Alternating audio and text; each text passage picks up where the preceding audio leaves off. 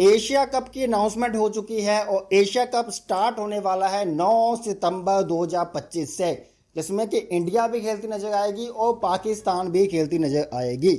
तो दोस्तों ये खुशी की खबर है, दुख की खबर है, खुश होना चाहिए, दुखी होना चाहिए, गवर्नमेंट क्या कर रही है, पाकिस्तान का बैन कहाँ पे है, पानी छोड़ दिया गया है कि नहीं छोड़ दिया गया। तो ये सभी इश्यूज को हटा के आज के ऊपर बात करेंगे बॉयकॉट के ऊपर। वीडियो काफ़ी ज़्यादा इंटरेस्टिंग रहने वाली है, तो चलिए जल्दी से स्टार्ट करते हैं आज के इस वीडियो को। तो दोस्तों पहले मैं स्केड्यूल की बात कर लेता हूँ, उसके बाद मैं बात स्टार्ट करूँगा जो एक्चुअल पे यहाँ पे आपको पिक्चर दिख रही है ना मागे भाई की दिलजीत दोसांझ की, उनकी बात करेंगे। शेड्यूल ये है जी कि 9 सितंबर से स्टार्ट होगा, T20 फॉर्मेट के अंदर खेला जाएगा, क्योंकि एशिया कप का सिंपल सा फंडा है कि अगर ODI वर्ल्ड कप आने वाला है तो 50 ओवर्स के अंदर खेला जाएगा, T20 वर्ल्ड कप आने वाला है तो 20 फॉर्मेट के अंदर खेला जाएगा। तो टीम्स इस प्रकार से हैं जी। 9 सितंबर को है अफगानिस्तान वर्सेस हांगकांग, यहाँ पे आपको शो कर रहा है स्केड्यूल, आप देख सकते हो। 10 सितंबर को है इंडिया वर्सेस UAE। 11 सितंबर को है बांग्लादेश वर्सेस हांगकांग, हांगकांग भी है इस बार। 12 सितंबर को है पाकिस्तान वर्सेस ओमान, पाकिस्तान भाई ध्यान से कहीं ओमान से ना हो जाना आप। 13 सितंबर को है बांग्लादेश वर्सेस श्रीलंका। 14 को है जी India versus Pakistan the big match. 15 को है जी UAE वर्सेस ओमान। 16 को श्रीलंका वर्सेस हांगकांग। फिर 16 को बांग्लादेश वर्सेस अफगानिस्तान। 17 को पाकिस्तान वर्सेस UAE, यहाँ पे पाकिस्तान ध्यान से हारना नहीं है हमने। 18 सितंबर को श्रीलंका वर्सेस अफगानिस्तान और 19 सितंबर को इंडिया वर्सेस ओमान। देन आपका जो है ग्रुप स्टेज आएगी और 28 सितंबर को जो है फाइनल खेला जाएगा। तो मोस्ट पॉसिबली इंडिया जो है वो 2 बार तो ग्रुप स्टेज के अंदर ही पाकिस्तान से खेल लेगा, और अगर कहीं पाकिस्तान फाइनल में पहुंच गया तो फिर तो सोने पे सुहागा होने वाला है एशिया कप के लिए।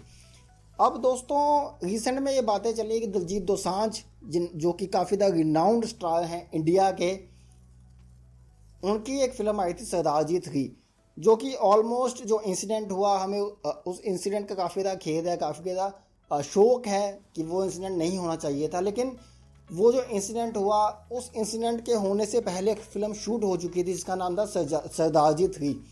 उस फिल्म के अंदर जो पाकिस्तान की रिनाउंड आर्टिस्ट हैं हानिया आमिर, उनको एज आ फीमेल एक्टर लिया गया था पिक्चर के अंदर।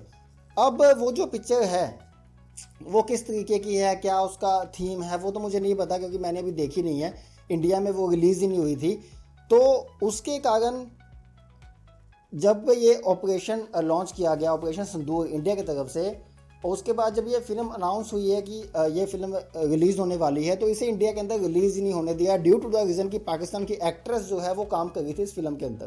परंतु ये जो फिल्म थी ये पहले शूट हो चुकी थी, ऑपरेशन सिंदूर से इंसिडेंट से पहले काफ़ी ज़्यादा सफाइयाँ दी गई, लेकिन एट द एंड जब भी कोई प्रोजेक्ट होते हैं तो वहाँ पर प्रोड्यूसर्स के पैसे लगे होते हैं, देन ऑल द वे उन्हें जो है एट द एंड तो अपने पैसे कैशिंग करने ही होते हैं, नहीं तो काफ़ी ज़्यादा इंटरेस्ट बढ़ता है, काफ़ी सारी चीज़ें होती हैं इन चीज़ों के अंदर।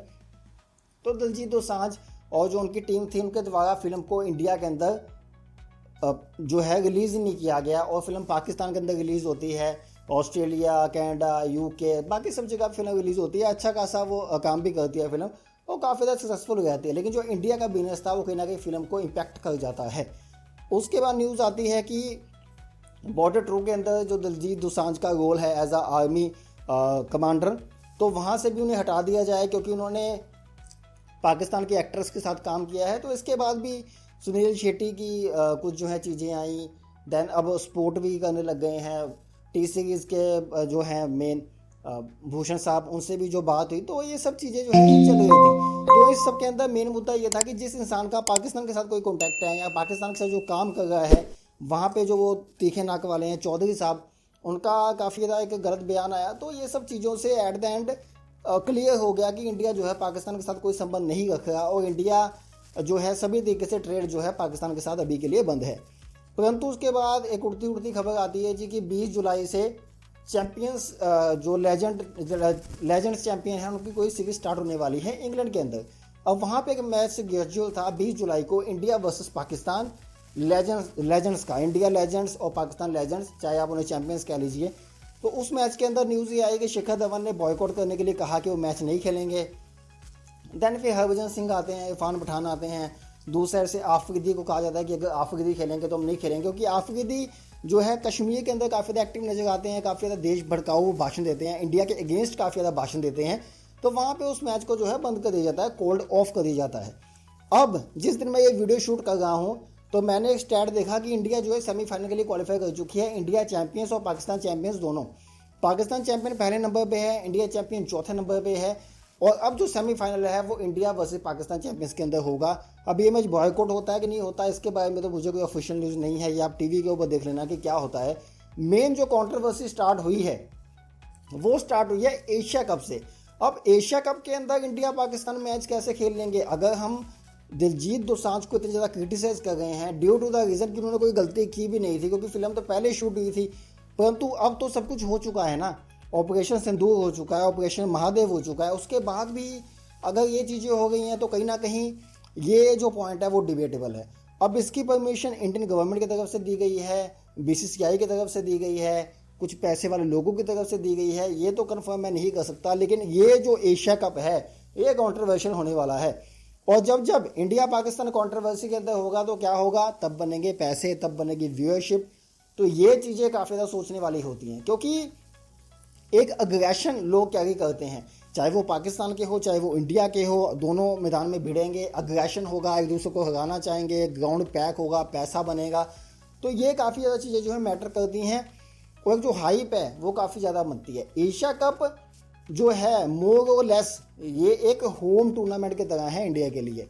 हालांकि आप ये कह सकते हो कि इंडिया कुछ एक बात निकल के आई थी स्पोर्ट्स ट्रक के ऊपर, मैं सुन रहा था कि इंडियन गवर्नमेंट ये नहीं चाहती या बीसीसीआई ये नहीं चाहती कि पाकिस्तान को वॉकअवे दिया जाए और वो अगले राउंड के लिए क्वालिफाई कर जाए, परंतु ये एशिया कप है तो यहाँ पे वॉकअवे वाली कोई बात नहीं है। अगर इंडिया किसी भी तरीके से कोऑपरेट नहीं करेगा तो एशिया कप कभी होगा ही नहीं, क्योंकि यहाँ पे जो बड़े ब्रांड्स हैं वो इंडिया ही है। और इंडिया वैसे भी कोई ज़्यादा पैसे एशिया कप के अपने लोगों के ऊपर खर्च नहीं करता। जो भी बाकी छोटी नेशंस हैं जो क्रिकेट को प्रमोट कर रही हैं वहाँ पे ही इन पैसों को दिया जाता है। तो कहीं ना कहीं अगर ये आईसीसी का टूर्नामेंट होता तो हम कह सकते थे कि हाँ इंडिया पाकिस्तान वहाँ पे खेलते नजर आ सकते हैं। लेकिन एशिया कप अगर आप करवा रहे हो अपने होशोवास के अंदर प्रॉपर कंसेंट के साथ, तो ये चीज़ें कहीं ना कहीं बाकी देश के लोगों के ऊपर भी लागू होनी चाहिए। दिलजीत दोसांझ की फिल्म भी फिर इंडिया में जो है रिलीज़ होनी चाहिए, और कहीं ना कहीं जो बाकी ट्रेड है वो भी फिर स्टार्ट होनी चाहिए। क्योंकि देखो चीज़ें तो फेयर होनी चाहिए ना, ये नहीं हो सकता कि आप अपने पैसे कमा लो बाकी दूसरा बंदा जो है वो अपनी देशभक्ति साबित करे।